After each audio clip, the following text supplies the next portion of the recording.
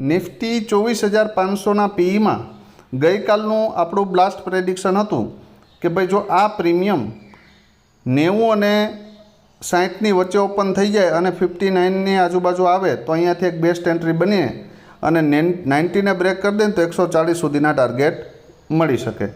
યા તો આ premium direct 90ની ઉપર બ્રેક થાય, બરાબર, થોડું ગેપડાઉન ઓપન થાય અને ડાયરેક્ટ 90ની ઉપર ઓપન થાય તો 140 અને એનાથી ઉપર નીકળે તો 187 સુધીના ટાર્ગેટ મળી શકે.